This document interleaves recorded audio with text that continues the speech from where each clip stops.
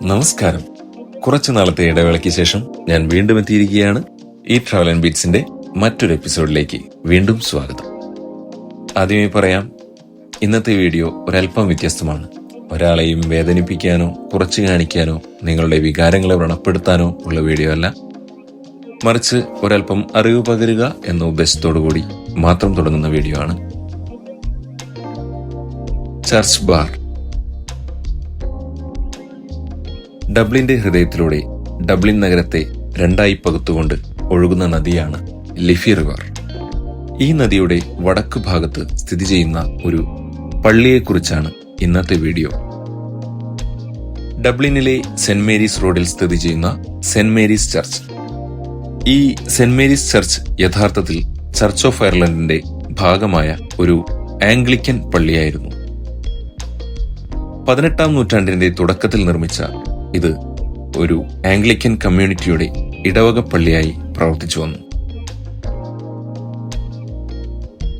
Dublin നഗരത്തിന്റെ വടക്കൻ ഭാഗത്തുള്ള സെന്റ് മേരീസ് സ്ട്രീറ്റിലാണ് ഈ പള്ളി സ്ഥിതി ചെയ്യുന്നത്. 1697 സ്ഥാപിതമായ സെന്റ് മേരീസ് ഇടവകയുടേതായിരുന്നു ഈ പ്രോപ്പർട്ടി. ലിഫി നദിയുടെ വടക്കു ഭാഗത്തുള്ള രണ്ടാമത്തെ ഇടവകയായിരുന്നു ഈ പള്ളി. വൈക്കിംഗ് ഭരണകാലത്ത് ലിഫി നദിയുടെ തെക്കുഭാഗത്തായിരുന്നു അന്നത്തെ ഡെഫ്ലിൻ പട്ടണം നിർമ്മിച്ചത്. ആ ഡെഫ്ലിനാണ് ഇന്നത്തെ ഡബ്ലിനായി മാറിയത്. നദിയുടെ വടക്ക് ഭാഗത്ത് താമസിച്ചിരുന്ന ഒരു ചെറിയ സമൂഹം സെന്റ് മേരീസ് ഇടവക നിലവിൽ വന്ന 17-ാം നൂറ്റാണ്ടിൽ ആ പ്രദേശത്താകെ വളർന്നു പന്തലിച്ചു. 1700 സർ വില്യം റോബിൻസന്റെ രൂപകൽപ്പനയിൽ ആരംഭിക്കുകയും അദ്ദേഹത്തിന്റെ പിൻഗാമിയായ തോമസ് ബർഗ് ഈ പള്ളി പൂർത്തിയാക്കുകയും ചെയ്തു. ഡബ്ലിനിലെ ആദ്യത്തെ ഗാലറിയുള്ള പള്ളി എന്ന നിലയിൽ ഏറ്റവും പ്രശസ്തമാണ് ഈ ചർച്ച്. മാത്രമല്ല, ഇതൊരു ക്ലാസിക്കൽ ചർച്ച് വാസ്തുവിദ്യയുടെ ഉത്തമ ഉദാഹരണം കൂടിയാണ്. 18-ാം നൂറ്റാണ്ടിന്റെ തുടക്കത്തിൽ നിർമ്മിച്ച ഈ കെട്ടിടത്തിന് നിരവധി മികച്ച സവിശേഷതകളും ശ്രദ്ധേയമായ സാംസ്കാരിക രാഷ്ട്രീയ ബന്ധങ്ങളുമുണ്ട്. റെനാറ്റസ് ഹാരിസ് നിർമ്മിച്ച ഓർഗൻ, മനോഹരമായ സ്റ്റെയിൻഡ് ഗ്ലാസ് വിൻഡോ, ആർതർ ഗിന്നസിന്റെ വിവാഹം എന്നിവയെല്ലാം ഇതിനുദാഹരണമാണ്. കുറഞ്ഞുവരുന്ന പ്രൊട്ടസ്റ്റന്റ് ജനസംഖ്യയും പാർപ്പിടത്തിൽ നിന്ന് വാണിജ്യ ഉപയോഗത്തിലേക്കുള്ള പ്രാദേശിക മേഖലയുടെ മാറ്റവും മൂലം കാലക്രമേണ പള്ളിയുടെ സഭയുടെ എണ്ണം കുറഞ്ഞു വന്നു. ഒടുവിൽ 1964 റിലീജിയസ് കാലഘട്ടം അവസാനിച്ചപ്പോൾ ഈ കെട്ടിടം മതപരമായ ആവശ്യങ്ങൾക്കായി ഉപയോഗിക്കുന്നത് അവസാനിപ്പിച്ചു.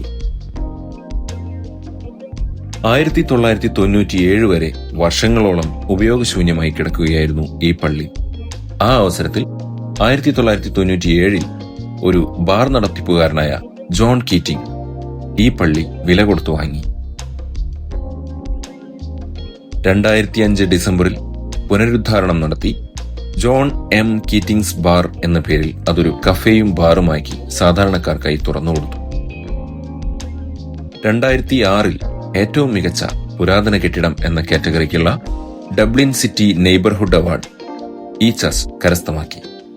2007 സെപ്റ്റംബറിൽ കെട്ടിടം പുതിയ ഉടമകൾ ഏറ്റെടുക്കുകയും പുനർനാമകരണം ചെയ്യുകയും ചെയ്തു. ഇന്ന് the church cafe bar and restaurant എന്നാണ് അറിയപ്പെടുന്നത്.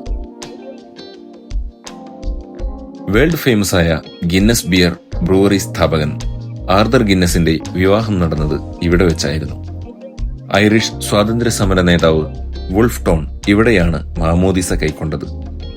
ജോൺ വെസ്ലിയുടെ ആദ്യത്തെ ഐറിഷ് പ്രസംഗത്തിനും ഈ പള്ളി സാക്ഷ്യം വഹിച്ചു. ഇന്ന് കെട്ടിടത്തിന്റെ ഉടമസ്ഥനായ ബ്രണ്ടൻ ഫ്ലിൻ പള്ളിയുടെ പരിപാലനവും മറ്റ് അറ്റകുറ്റപ്പണികളും അതിന്റെ സാംസ്കാരികവും ചരിത്രപരവുമായ പ്രാധാന്യം നിലനിർത്തിക്കൊണ്ട് തന്നെ ചെയ്തു പോരുന്നു. ഇനി നമുക്ക് പള്ളിയുടെ അകത്തുള്ള പൗരാണിക പ്രാധാന്യങ്ങൾ കാണാം. ഞങ്ങൾ ചർച്ച് ബാറിലേക്ക് എത്തുന്നത് വൈകിട്ടൊരു പാർട്ടിക്കാണ്. എന്നാലും പറ്റുന്ന സ്ഥലത്തെല്ലാം ചിത്രീകരണം നടത്തിയിട്ടുണ്ട്. ബാർ ആയതിനാൽ വെളിച്ചം പലയിടങ്ങളിൽ ഒരു പ്രശ്നമായിരുന്നു. ഈ കാണുന്നത് ആർതർ ഗിന്നസിന്റെ പ്രതിമയാണ്. ഡബ്ലിനിലെ ഗിന്നസ് ബ്രൂവറിയുടെ സ്ഥാപകൻ ആർതർ ഗിന്നസ് തന്റെ ഭാര്യ ഒലീവിയ വിറ്റ്മോറിനെ 1761 ഈ സെന്റ് മേരീസ് പള്ളിയിൽ വെച്ചാണ് വിവാഹം കഴിച്ചത്. ആർതർ രണ്ടാമൻ തന്റെ പിതാവിന്റെ പാത പിന്തുടരുകയും ഭാര്യ ആൻലിയെ ഇതേ പള്ളിയിൽ വെച്ച് തന്നെ വിവാഹം കഴിക്കുകയും ചെയ്തു. ഇതാണ് ഇവിടത്തെ മാമോദീസ ബക്കറ്റ്. സെന്റ് മേരീസ് പള്ളിയിൽ അന്നത്തെ നിരവധി പ്രമുഖർ മാമോദീസ മുങ്ങിയിരുന്നു. നാഷണലിസ്റ്റും യുണൈറ്റഡ് ഐറിഷ് സ്ഥാപകനുമായ തിയോബാൾഡ് വുൾഫ് ടോൺ, ഐറിഷ് നാടകകൃത്ത് സീൻ ഒക്കാസി എന്നിവർ ഇതിൽ ചിലർ മാത്രം. മാത്രമല്ല, സെന്റ് മേരീസ് പള്ളിയിൽ 25,000-ലധികം മാമോദീസകൾ നടന്നതായി ചരിത്രം പറയുന്നു.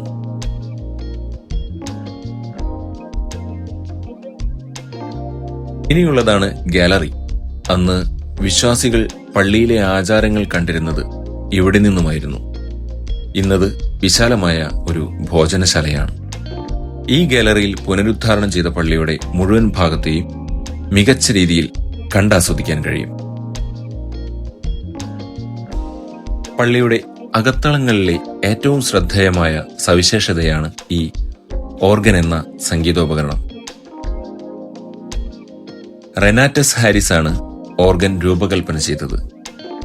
ഓർഗൻ കേസിംഗിലെ നിരവധി രൂപങ്ങൾ ഒരു ഐക്കണോകാസ്റ്റ് ഉപയോഗിച്ച് ശിരച്ഛേദം ചെയ്യപ്പെട്ടെങ്കിലും 18-ാം നൂറ്റാണ്ടിന്റെ ആരംഭം മുതൽ ഇത് മാറ്റപ്പെട്ടിട്ടില്ല. ഓർഗൻ പൈപ്പുകളുടെ ഇരുവശത്തുമായി 2 ചെറിയ ഗാലറികൾ കൂടിയുണ്ട്. പക്ഷേ അവ ഉപയോഗിച്ചിരുന്നതായി സങ്കല്പിക്കാൻ പ്രയാസമാണ്. ഈ ഓർഗൻ നിലവിൽ പ്രവർത്തിക്കുന്നില്ലെങ്കിലും ഏകദേശം 1,00,000 യൂറോയിൽ കൂടുതൽ ചെലവ് ചെയ്ത് ഓർഗൻ ഉടൻ തന്നെ പ്രവർത്തനക്ഷമമാക്കുമെന്ന് കരുതുന്നു. ഇത് ടവറിലേക്കുള്ള ഗ്ലാസ് കവേർഡ് മരപ്പാലമാണ്. 1995-ൽ അഡൽഫി തിയേറ്ററിലെ സ്റ്റേജ് പൊളിക്കുന്നതിനു മുമ്പ് അവിടുത്തെ ഫ്ലോർ ബോർഡുകൾ അടർത്തിക്കൊണ്ടുവന്നതാണ് പുറമേയുള്ള ഗോപുരത്തിലേക്ക് നയിക്കുന്ന തടിപ്പാലത്തിൽ വിരിച്ചിരിക്കുന്നത്.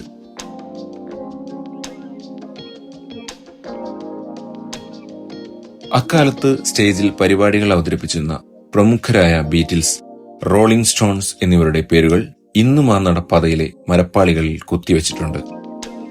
ഈ ടവർ പള്ളിയുടെ എല്ലാ നിലകളിലേക്കും ലിഫ്റ്റ് പ്രവേശനവും അതുപോലെ എമർജൻസി ഫയർ എക്സിറ്റുമായി ഇന്ന് പ്രവർത്തിക്കുന്നു. ഇതാണ് സെലാർ ബാർ. പള്ളിയുടെ അടിയിൽ നിന്ന് കുഴിച്ചെടുത്ത സ്ഥലത്താണ് ഈ സെലാർ ബാറും അനുബന്ധ മുറികളും സ്ഥിതി ചെയ്യുന്നത്. ഇന്ന് ഈ സെലാർ ബാർ ചർച്ച് ബാറിലെ ആകെയുള്ള 5 ബാറുകളിൽ പ്രധാനമാണ്. പണ്ടത്തെ അൾത്താരയുടെ അടിയിലാണ് ഈ ബാർ സ്ഥിതി ചെയ്യുന്നത്. മിക്കവാറും ദിവസങ്ങളിൽ ഇവിടെ പാർട്ടിയും മറ്റും നടക്കാറുള്ള ഭക്ഷണപ്രിയരുടെ പ്രധാന ഇടമാണ് ഈ സെലാർ ബാർ. പള്ളിയുടെ ബേസ്മെന്റിൽ 6 കല്ലറകൾ ഉണ്ടായിരുന്നു. പള്ളിയെ പുനരുദ്ധാരണ സമയത്ത് വിപുലമായ ഖനന പ്രവർത്തനങ്ങൾ നടത്തേണ്ടി വന്നു. 32 അസ്ഥിക്കൂട അവശിഷ്ടങ്ങൾ നീക്കം ചെയ്യുകയും മറ്റൊരിടത്ത് പുനഃസ്ഥാപിക്കുകയും ചെയ്തു. കല്ലറകളിലേക്കുള്ള പ്രവേശനം ബാഹ്യ കോണിപ്പടിയിൽ നിന്നായിരുന്നു. ഇന്ന് ഡബ്ലിൻ സിറ്റിയിലെ ഒരു പ്രധാനപ്പെട്ട ടൂറിസ്റ്റ് ഡെസ്റ്റിനേഷനാണ് ഈ ബാർ. ഡബ്ലിനിലെ പ്രധാനപ്പെട്ട 10 ബാറുകൾ എടുത്താൽ അതിലൊന്ന് ഈ ചർച്ച് ബാർ ആയിരിക്കും. ബാറിന്റെ ആംബിയൻസ് ആരെയും ആകർഷിക്കുന്നതാണ്. പൗരാണികത നിറഞ്ഞ ആ പള്ളിക്കുള്ളിൽ ആധുനിക വെളിച്ച വിന്യാസങ്ങൾ നടത്തി ഇന്നത്തെ തലമുറയ്ക്ക് വേണ്ടുന്ന രീതിയിൽ ക്രമീകരണങ്ങൾ നടത്തി അവിടെ വരുന്നവർക്കെല്ലാം ഒരുപോലെ ആനന്ദിക്കാൻ പാകത്തിലാണ് അവിടെ എല്ലാം സജ്ജീകരിച്ചിരിക്കുന്നത്. വില അല്പം കൂടുതലാണെങ്കിലും ഭക്ഷണം നല്ല രുചികരമാണ്. പിന്നെ പലതരത്തിലുള്ള മദ്യങ്ങളും യഥേഷ്ടം വിളമ്പുന്നുണ്ട്. മാത്രമല്ല, ഐറിഷ് പുരാതന കലാരൂപമായ ടാപ്പ് ഡാൻസ് ഓരോ ഇടവേളകളിലും ഒരു സംഘം കലാകാരന്മാർ അവതരിപ്പിച്ചു പോരുന്നുണ്ട്.